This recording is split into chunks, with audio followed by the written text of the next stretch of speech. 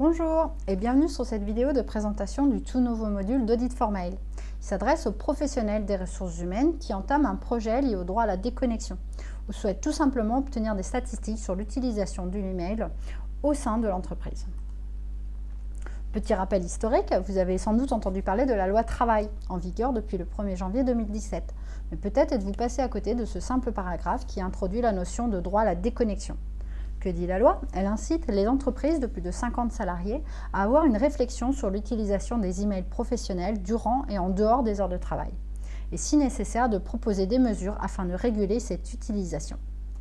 Car en effet, l'entreprise se trouve confrontée à une série de questions et de problématiques organisationnelles et sociales en vue de garantir le bien-être au travail, indicateur clé de productivité des salariés. Audit for Mail est un logiciel qui analyse les échanges au niveau de la messagerie d'entreprise. Comment ça marche? L'application va capter les informations de l'entête de l'email. Cela comprend l'émetteur, les destinataires directs en copie et en copie cachée, le sujet de l'email, la date d'envoi. Très important, Audit for Mail n'analyse pas le corps de l'email. Les données récoltées sont ensuite présentées sous forme de tableau de bord qui favorise la prise de décision par le management et par les différents services de l'entreprise. Aujourd'hui, nous vous présentons le dernier né des tableaux de bord d'Audit for Mail, le module RH. Donc, on va commencer par accéder à l'application avec son nom d'utilisateur et son mot de passe. Et une fois accédé, on va descendre à l'onglet Ressources humaines. Vous allez avoir deux sous-parties avec deux types de tableaux de bord, des tableaux de bord de synthèse qui restent au niveau collectif et des tableaux de bord individuels ou de groupe afin d'aller plus loin dans l'observation. Donc on va commencer par découvrir la vue de synthèse qui va nous proposer deux types d'analyse, le temps de travail et la volumétrie. Donc voici le tableau de bord collectif sur le temps de travail qui va nous permettre de répondre à deux grandes questions. Quelle est la proportion d'emails échangés hors des heures de travail? Combien de collaborateurs dépassent l'amplitude horaire établie dans la société? Ces deux paramètres sont à rentrer dans l'application au moment de l'installation et peuvent être ajustés à tout moment. En cliquant sur la légende des graphiques, vous pouvez filtrer les résultats afin d'avoir un petit peu plus de lisibilité.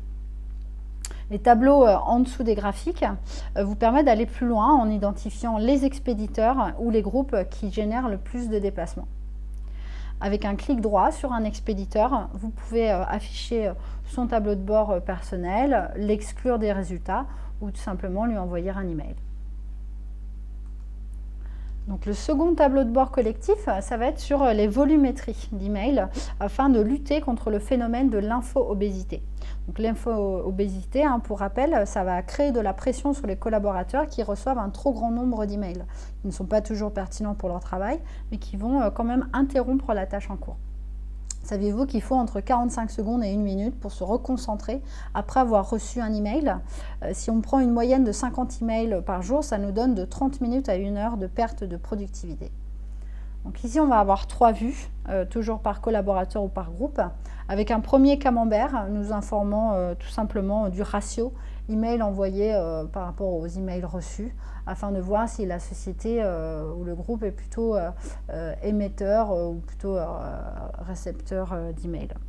L'info-obésité, c'est dans l'entreprise le classique mettre tout le monde en copie dans ses emails. Avec ce graphique ici, on va avoir l'évolution du nombre de destinataires par email et en filtrant sur le ratio, on va pouvoir voir si ce phénomène de mettre tout le monde en copie augmente ou pas. Le tableau de détail en dessous permettra d'identifier qui est un petit peu responsable de cet abus, ce qu'on va appeler les spammers internes, ceux qui vraiment écrivent à tout le monde. Et on pourra faire des actions de sensibilisation sur certains groupes ou certains collaborateurs. Deuxième grand axe d'analyse, on va rentrer sur les tableaux de bord individuels. Comme par ici, on va observer, cet exemple ici, on va observer les pratiques du groupe R&D qu'on aura sélectionné auparavant. Donc les deux premières vues ici vont se concentrer sur les horaires de réception des emails pour évaluer la pression provenant de l'extérieur, comme par exemple celle des clients, en vue d'adapter ou d'aménager le temps de travail si nécessaire pour être plus près des exigences des clients. Donc le graphique en dessous va être sur les plages horaires. Il va être assez intéressant si on choisit une période d'une journée. Je vais vous montrer ça. Voilà, donc ici j'ai sélectionné une seule journée et on voit clairement donc, des traits qui délimitent le début de la journée et le fin de la journée, donc des 8 heures canonique, on va dire, et on voit tout de suite s'il y a des dépassements. On va avoir deux autres indicateurs qui vont être en forme de tableau ou de graphique si on sélectionne une période. Là, on a sélectionné un jour, donc on a un tableau. On va avoir donc le volume horaire qui mesure le nombre d'heures pendant lesquelles le collaborateur ou le groupe a été actif sur la messagerie et le comparer au nombre d'heures de travail qui est généralement de 8 heures par jour. L'amplitude horaire, par contre, ça va calculer les heures totales d'activité en se basant sur le premier et le dernier email échangé pendant la journée et le comparer au nombre d'heures définies par l'entreprise en cas, par exemple, de forfait jour. Donc, si on revient à notre exemple d'une journée, on a un volume horaire de 7 heures, parce qu'on a 7 bâtons ici. Il y a eu 7 plages horaires pendant lesquelles il y a eu de l'activité d'email. Donc pour nous c'est plutôt OK, on a donc un indicateur vert, on est en dessous des 8 heures. Par contre au niveau de l'amplitude horaire, vu que le premier email a été envoyé sur la plage horaire 5-6 heures et le dernier sur la plage horaire 17-18 heures, on a effectivement une amplitude horaire de 13 heures. Même s'il y a eu des pauses, des moments d'inactivité, en tout, le groupe R&D effectivement a été actif pendant 13 heures, ce qui est beaucoup et ce qui est surtout à la limite du cadre légal du forfait jour.